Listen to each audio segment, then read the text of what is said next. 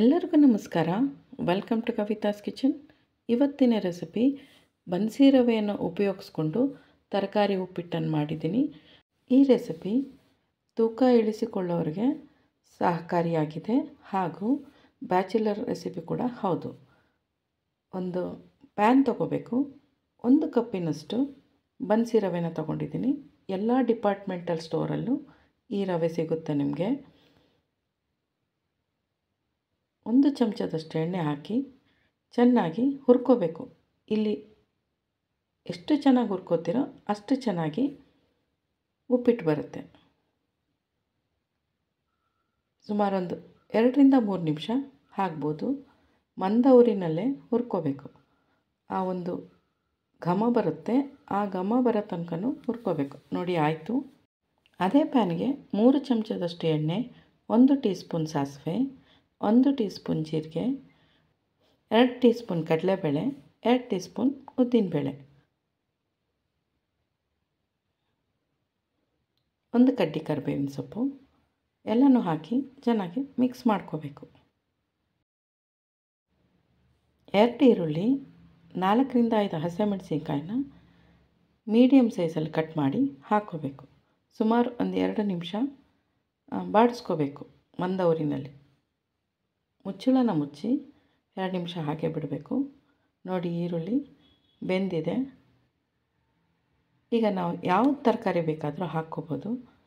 Beans, carrot, ಆಲೂಗಡ್ಡೆ ಇಷ್ಟನ್ನು ಹಾಕಿದ್ದೀನಿ. ಚೆನ್ನಾಗಿ ಮಿಕ್ಸ್ ಮಾಡ್ಕೋಬೇಕು. ಮತ್ತು ಮುಚ್ಚಳನ ಮುಚ್ಚಿ 2 ನಿಮಿಷ ಹಾಗೆ ಬಿಡಬೇಕು. ಸೊ ತರಕಾರಿನೂ ಬೆಂದಿದೆ. ಈಗ ನಾವು ಟೊಮೊಟೊ ಹಣ್ಣನ್ನು ಹಾಕ್ಕೊಳ್ಳೋಣ. 3 ಟೊಮೊಟೊ ಹಣ್ಣನ್ನು ಮೀಡಿಯಮ್ ಸೈಜಲ್ಲಿ ಕಟ್ ಮಾಡಿ ಹಾಕ್ಕೊಂಡಿದ್ದೀನಿ. ಚೆನ್ನಾಗಿ ಮಿಕ್ಸ್ ಮಾಡಬೇಕು.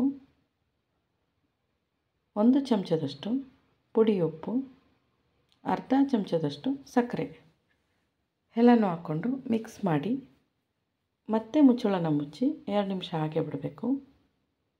ಟೊಮೊಟೊ ಎಲ್ಲ ಬೆಂದಿದೆ.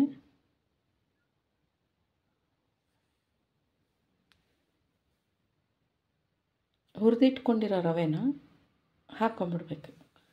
ಈ ಒಗ್ಗರಣೆನಲ್ಲೇ ಹಾಕ್ಕೊಂಡು ಚೆನ್ನಾಗಿ ಮಿಕ್ಸ್ ಮಾಡಬೇಕು.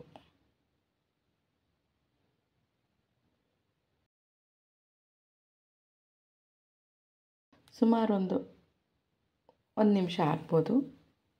ಮಂದ ಉರಿನಲ್ಲೇ ಮಾಡಬೇಕು ಈ ಪ್ರೋಸೆಸ್ ಎಲ್ಲ.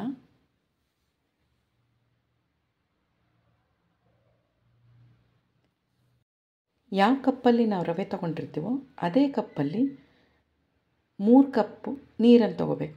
ಅದು ಬಿಸಿನೀರು. ಬಿಸಿನೀರು ಹಾಕೋದ್ರಿಂದ ಬೇಗನೆ ರೆಡಿ ಮಾಡ್ಬೋದು.